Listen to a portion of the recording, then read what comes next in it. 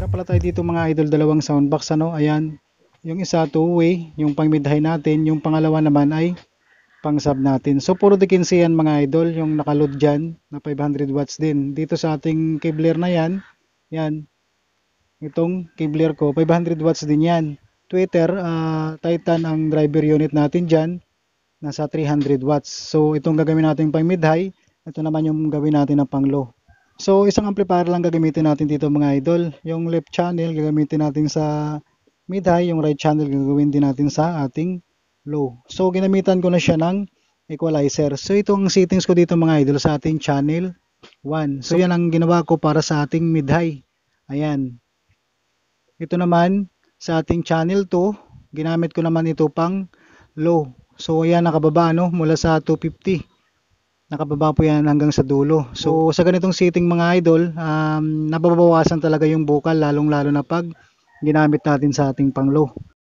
So ang gagamitin natin dito ng cord mga idol, dito sa ating main output no, papunta dun sa ating equalizer. Ayan. So puro PL jack ang gagamitin natin. Itong dual na 6.35 ano na PL jack, dulo-dulo po yan. So ito, mag main output tayo dito mga idol.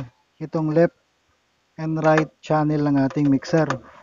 So halimbawa mga idol, yung left channel gagamitin natin sa pang low. So kung anong settings dito sa ating equalizer, katulad channel 2 gagamitin natin sa pang low, dito tayo mag-input. Yun ang gagaling sa ating left channel output ng mixer. So dito tayo mag-input sa channel 2. Ito yung right channel naman natin ng ating main output ng mixer. Yung channel 1 naman yung gamitin natin sa ating pang mid-high. Dito tayo sa channel 1 mag-input. So mayroon na tayo connection dito mga idol sa ating main output papunta dito sa ating equalizer. So yung ating channel 1 gagamitin natin sa ating pang mid-high, yung channel 2 gagamitin naman natin sa ating pang low. So ang ating connection dito, left channel ano? Left channel, kung low ang left channel natin, dapat sa channel 2 natin siya i-input. So pag mid-high naman yung right channel natin dito, dapat sa channel 1 natin siya i-input. So naka-settings na kasi itong ating equalizer. Pero kung hindi nyo pa na-settings yan, so doon nyo na i-settings yan kung ano ang naka-output dito. Kasi dito tayo magbabase mga idol dahil dalawa yung channel na gagamitin natin. Ano?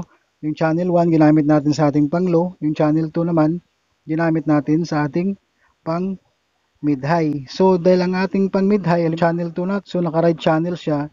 So yung right channel ng ating mixer, dapat i-input natin doon sa ating settings din na pang mid-high. Ang susunod naman natin gagawin mga idol, mag-output tayo sa ating equalizer.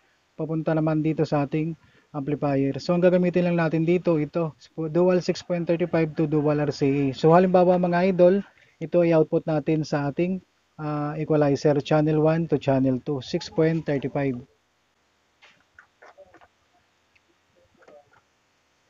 So yung pinaka-dual RCA mga idol, i-input natin ito sa ating amplifier. So ang source pala natin dito mga idol, itong cellphone ulit no. So gagamit tayo ulit ng 3.5, ito BBPL2, dual 6.35. So ito lang ulit ang input natin dito sa ating line input ng ating mga channel, channel 1 at channel 2. So gumamit kasi tayo ng equalizer dito para ipakita natin kung ano ang kinaganda ba ng equalizer sa ganitong setup natin. So ito mga idol ang 3.5 na BBPL sa headset lang to ng ating cellphone.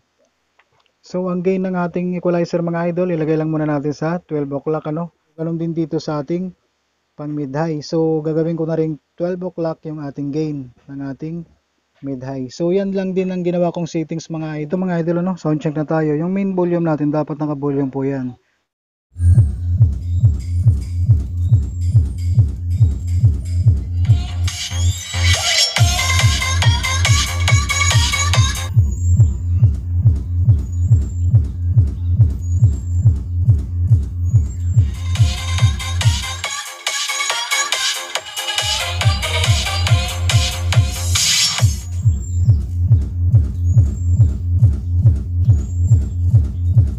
So yan ang ating panglo mga idol ano, na may equalizer.